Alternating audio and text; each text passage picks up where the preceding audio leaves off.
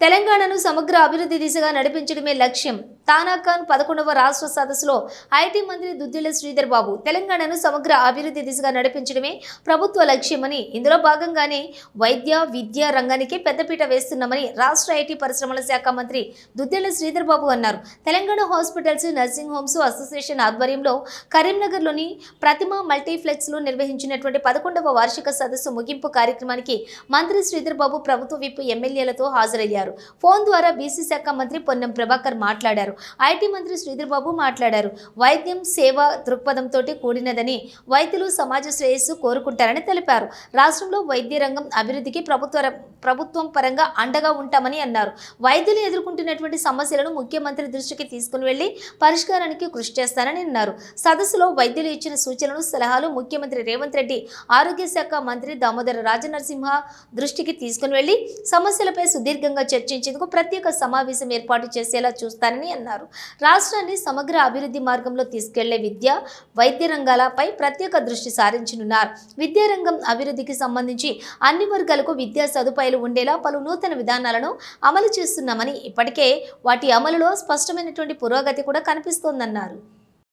సమాజంలో మీరందరూ చాలా కీలకమైన పాత్ర వహిస్తారు.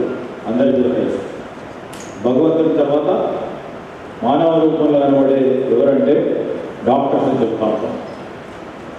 ఈరోజు ఒక ముఖ్యమంత్రికో ప్రధానమంత్రికో సమస్య వచ్చినా డాక్టర్ దగ్గరికి పోవాలి, ఇంకెవరి దగ్గరికి పోలేదు.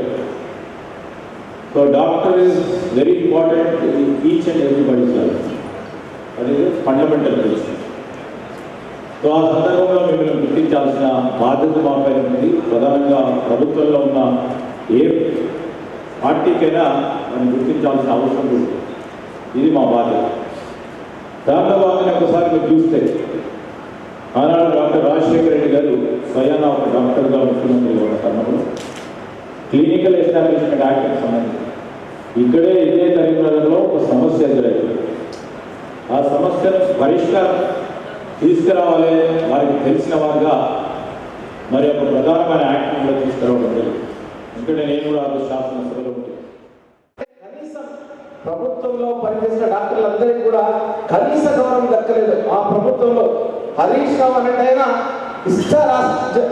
ఇష్టం వచ్చినట్టు మాట్లాడినాడు. అవందరూ కూడా మా డాక్టర్ల మనోభావాలను, వాళ్ళ గౌరవాన్ని దెబ్బతిన్నది, బాధపడ్డారు. చాలా మంది వచ్చి నాకు రిప్రజెంట్ చేయడం కూడా జరిగింది సార్. కాబట్టి మన ప్రభుత్వంలో, వాళ్ళు ఎదుర్కొన్న ప్రభుత్వంలో కాంగ్రెస్ ప్రభుత్వాన్ని వాళ్ళు కావాలని తీసుకొచ్చినారు. ఈ డాక్టర్లందరూ కూడా కాంగ్రెస్ ప్రభుత్వం వస్తేనే ఈ సమస్యలు పోతాయి.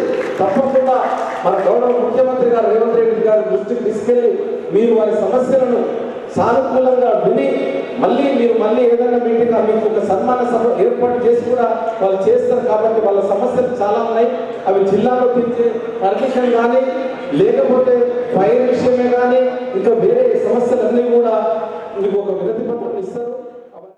సో ఈ క్లినికల్ ఎస్టాబ్లిష్మెంట్ యాక్ట్లో చాలా అమెండ్మెంట్స్ తీసుకురావాల్సిన పరిస్థితి. ఎందుకంటే డాక్టర్స్ని చాలామంది వైద్య నారాయణ గారి అనే పరిస్థితి నుంచి మా డే టు డే లైఫ్ని గడపడం కష్టం ఉన్న పరిస్థితి మీరు అందరూ గుర్తించాలి.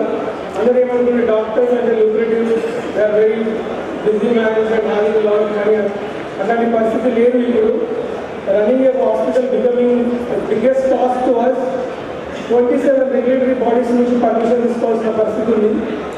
సో అది స్టేట్ గవర్నమెంట్లో ముఖ్యమైన మంత్రిగా మీ దృష్టికి మీరు తీసుకురావాల్సిన పాయింట్స్ ఏంటంటే, we need lot of amendments in the clinical